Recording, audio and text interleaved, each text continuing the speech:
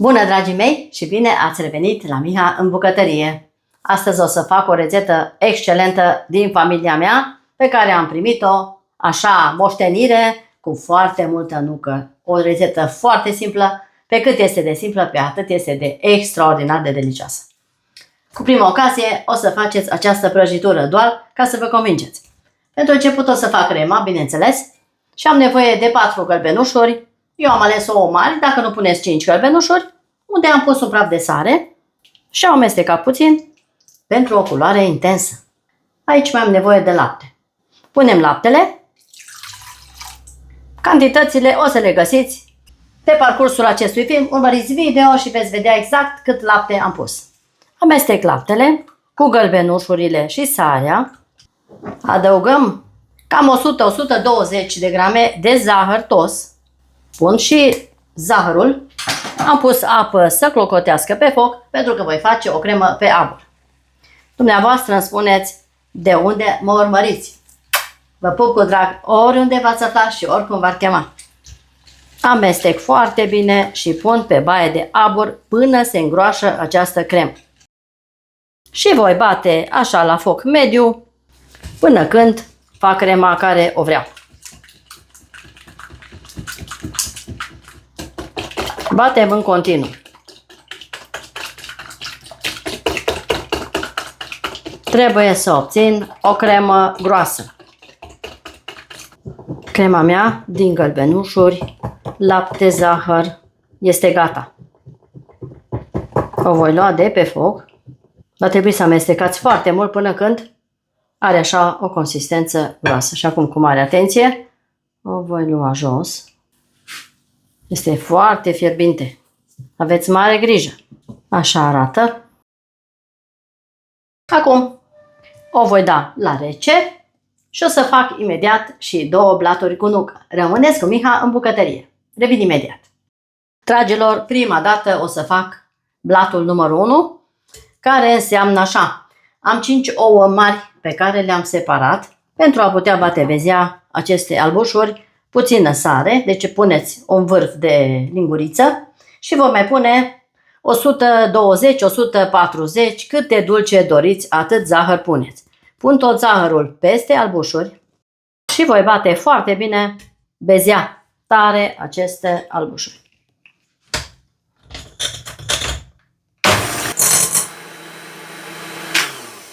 Am bătut foarte bine, așa, o bezea foarte tare să nu cadă din bol.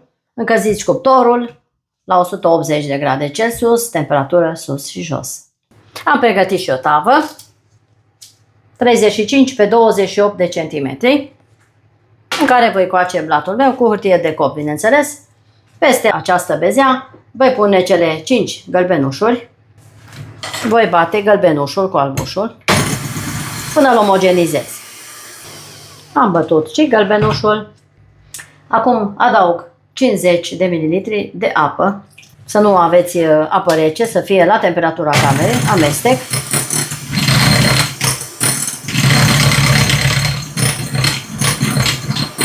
Urmează să cernem așa 100 de grame de făină cernută, o lingură mare de cacao,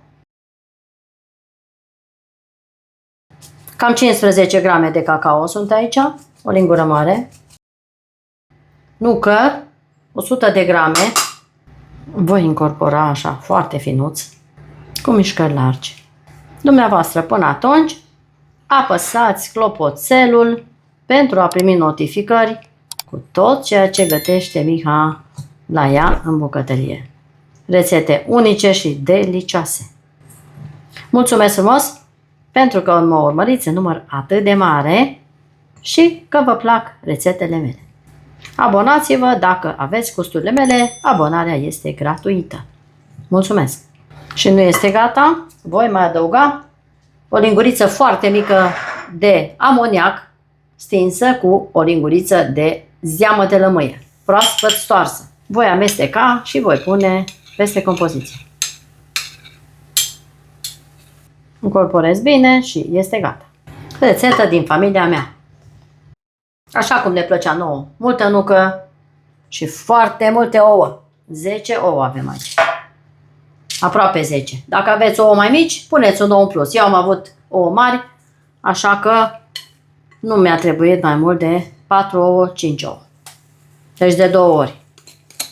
Nivelez frumos peste tot și dau la copt. 180 de grade Celsius. O să vă spun cât a stat la mine în cuptor. Așa arată. Acum merge la cuptor și imediat revin să fac și cel de-al doilea blat cu altfel de nucă. Rămâneți la Miha în bucătărie. Dragii mei, blatul meu arată așa. A stat 25 de minute la cuptor.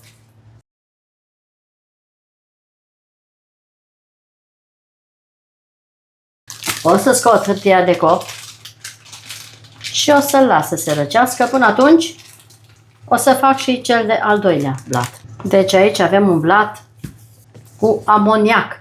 Așa arată blatul. Cu nucă măcinată. O să las la răcit și o să fac imediat al doilea blat. Am pregătit aceeași mărime de tavă, tapetată cu hârtie de copt și o să pun din nou 4 albușuri mari, cele de la gălbenușul, deci cele de la cremă, peste care o să pun între 120-140 de zahăr tos și voi bate foarte bine spumă această bezea. Bag cu mixerul până se îngroașă foarte bine. Cu puțină sare, bineînțeles. Am bătut foarte bine bezeaua. Acum, peste această bezea, o să pun 40 de grame de făină pe care o voi cerne și voi încorpora făina foarte bine cu mișcări largi, peste care o să adaug 175 de grame. De data aceasta avem nevoie de nucă bine prăjită și tăiată la cuțit. Deci este extrem de important să avem mai multe gusturi de nucă. Nucă simplă măcinată, nucă prăjită și tăiată. Amestec bine și nuca, tot așa, cu mișcare largă. Este gata compoziția mea. Așa trebuie să arate. Groasă, dar extraordinar de aromată. Deci tavă, din nou vă spun, 36 pe 28 de centimetri. Cuptor încins, 180 de grade Celsius. Și o să vă spun cât a stat la mine în cuptor.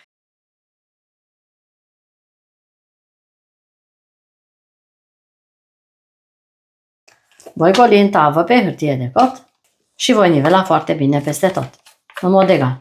Am nivelat foarte bine și arată și miroase fenomenal de frumos. Așa arată blatul meu, al doilea blat. Acum îl voi da la copt și dumneavoastră o să rămâneți cu Miha în bucătărie pentru a vedea și cum arată acest blat. Revin în curând. Dragii mei, blatul meu este gata. Așa arată. Cel cu 4 albușuri, multă nucă, multă nucă. 175 de grame de nucă bine prăjită și tăiată la cuțit. Le pun să se răcească. A stat tot așa în jur de 18-20 de minute la cuptor. A stat puțin decât cel de cacao, care este mai gros. Până se răcesc, aici am 150 de grame de unt foarte moale la temperatura camerei. Crema este și ea rece. Vom mixa untul foarte bine. Voi mixa și crema și le voi uni ambele împreună. Am făcut o pastă foarte bună de unt. Voi amesteca puțin și această cremă răcită foarte bine la temperatura camerei. Și o voi adăuga în unt.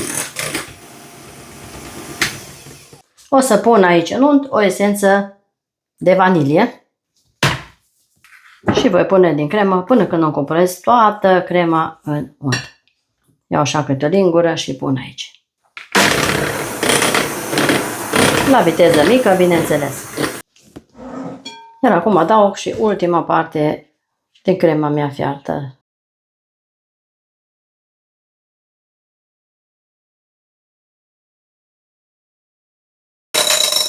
Am terminat de mixat bine crema și așa arată crema mea. Cremă fiartă cu unt. Foarte stabilă și mega delicioasă. Cu gust de vanilia. Aici am 150 de ml de cafea fierbinte, cafea naturală. Voi pune peste o linguriță așa mare de nes. Punem nes din acesta la borcan. Incorporez foarte bine și nesul în această cafea fiartă, pentru că vreau să-i dau un gust de cafea naturală și nes. Mai punem încă puțin și gata. Și voi siropa blatul acela cu cacao de desubt. Prima dată vom pune, când montez prăjitura, blatul maro de desubt. Cafeaua este gata. Iau blatul de cacao, așa arată și el. Și deasupra voi înțepa cu hurculiță.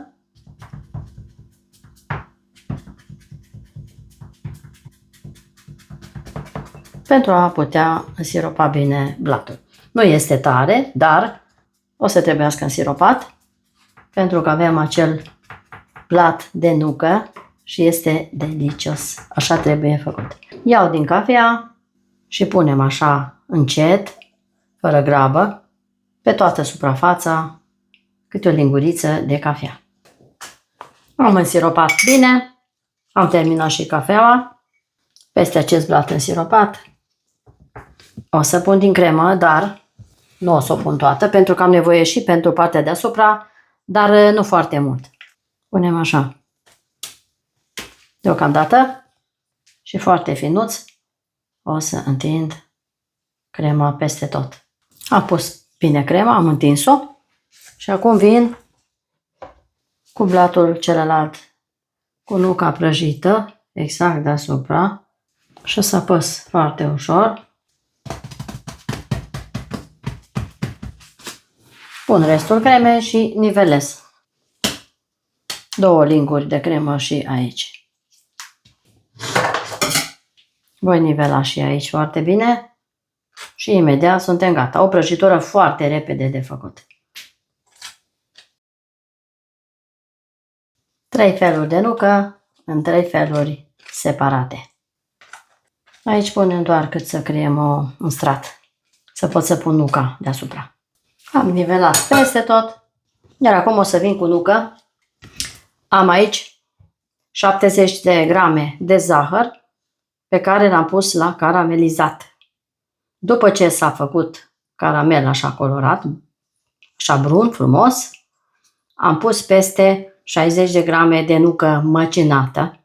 Am amestecat, am pus pe o foaie de copt, la sfârșit l-am dat prin mixer și mi-a ieșit nucă caramelizată. Și vom veni cu această extraordinară combinație peste această nucă prăjită și peste blatul acesta grozav de bun. Așa o notă de crocant. Este ceva delicios. Și voi pune un strat generos de nucă caramelizată pe deasupra. Și o voi da la rece pentru câteva ore bune până se înmoaie această foaie de bezea. Nivelez așa cu mâna foarte finuț, cât să avem peste tot această nucă. O prăjitură nouă pentru dumneavoastră. Prăjitura mea este gata. Arată și o să vedeți și la sfârșit cum arată în final. Ne vedem în curând. Rămâneți pofticioși cu Miha în bucătărie. Dragii mei, a stat prăjitura mea o noapte la frigider, deci am luat-o imediat. Am lăsat-o să se înmoaie blatul de desubt și acum o să vă arăt cum arată prăjitura Alcazar. Pe acest an, aceasta este Alcazar. Pe toate părțile să vă arăt așa. Este perfectă. Încercați rețeta și scrieți în comentarii cum v-a ieșit și dacă vă place. O să tai și o felie să vedeți, se taie foarte bine, doar că trebuie să stea la rece peste noapte. Să vă arăt încă o bucată. Să vedeți cât este și moale și tot ce trebuie. Uitați aici, curcubeu pe cerul gurii. Un aspect extraordinar și un gust deosebit de bun. Blat de cacao, cremă fiartă. Ați văzut cât este de moale și de bună. Aici am o bucățică mică așa de degustare. Așa arată și o bucată mai micuță. Se vede și nuca foarte bine. nuca prăjită, nuca caramelizată deasupra. Și este grozavă. Excepțională! Aștept comentarii despre această prăjitură. Pentru mai multe detalii, accesați pagina mea de YouTube, Rețete culinare cu Miha. Acolo veți găsi rețeta Alcazar, pe care n-am mai văzut-o niciunde la nimeni. E o prăjitură din familia noastră. Așa că preparați-o. Mulțumesc foarte mult că ați fost alături de mine până la finalul acestei rețete. Rămâneți cu bine și până la un nou video. La revedere!